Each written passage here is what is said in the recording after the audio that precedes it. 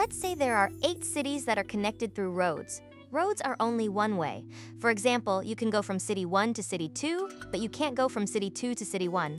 You live in City 8, and when you order stuff from the internet, it comes from City 1. You want to know what other cities you depend on? These cities are called critical cities. If a critical city is unavailable, then you won't get your order. To tackle this problem, we need to find any path going from City 1 to City 8. For this example, we will be using Depth First Search, or DFS for short. We start at City 1 and we go to any of its neighbors, in this case, City 2. Once in City 2, we go to any of its neighbors, so we choose City 3. Once in City 3, we then choose any of its neighbors, so we go to City 5. Once in City 5, we can go to City 2 again. However, City 2 has already been visited, so we can't visit it again. So we go to City 9. City 9 has a road to City 5, but it has already been visited, so we can't visit it again. There are no more neighbors for City 9, so we go back to City 5. There are no more new roads at this city, so we go back to City 3. The same thing happens here, so we go back to City 2. We are at City 2 again, so we take a different road. We go to City 6. From here, we can only go to City 8. And there we have it, a path from City 1 to City 8. We stop the algorithm here. We can see that any other alternate path has to come from one of these 4 cities. For example, we can go from City 2 to City 4, and then to City 7, and finally to City 8. We can also go from City 2 to City 4 to City 6 to City 8. City 6 doesn't have any alternate path to go to City 8, and the same happens with City 1. Going back to City 2, we can see that the furthest city that we can go to is City 8 through Cities 4 and 7. This other path is invalid because it goes through City 6, which is in our original path. So this means that City 6 can't be a critical city because we have just found another path that doesn't go through it. In other words, for every city in our original path from City 1 to 8, we have to find the furthest city that we can go to without visiting Cities 1, 2, 6, and 8, unless it is a starting or ending city. To do this, we invert all the road directions and then apply the DFS algorithm from City 8, then from City 6, then from City 2 and City 1. However, we can't go to any of the cities in red because they are in our original path from City 1 to City 8.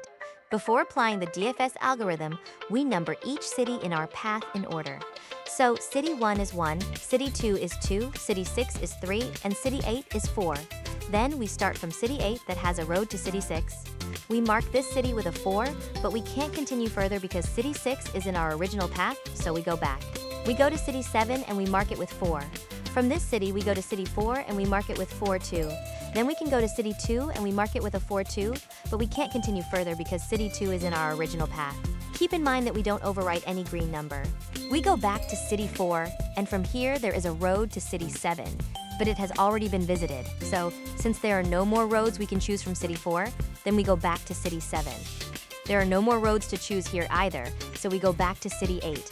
Since there are no more roads here either, then we start again, but from City 6. We start from City 6, and we will mark any new nodes with 3 instead of 4, because that's the city position in the path.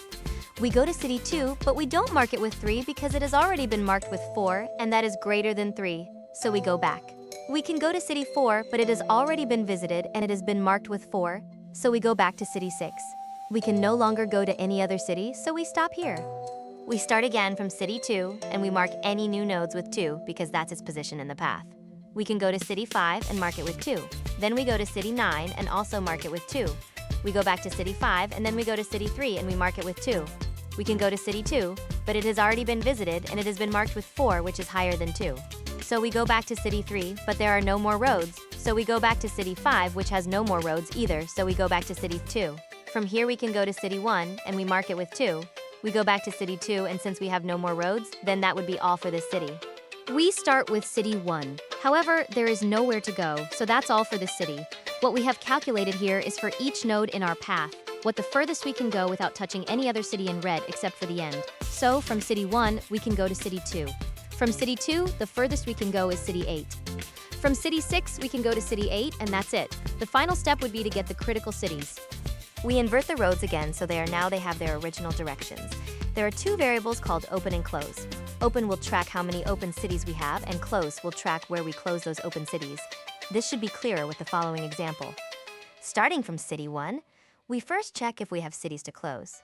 Since we don't, then we check how many open cities we have. We have 0 cities, so this means that this city is critical. We increase the open variable to 1, and we also add city 2 to our closed variable because that's the furthest this city can go to. Moving to city 2, the list closed has city 2 in it, so we decrease the open variable by 1, and we remove the city from the closed list. Open now is 0, so city 2 is a critical city 2. We add open variable by 1, and we also add city 4 to the closed list because that's the furthest we can go from here. At city 6, this city is the third one in our path.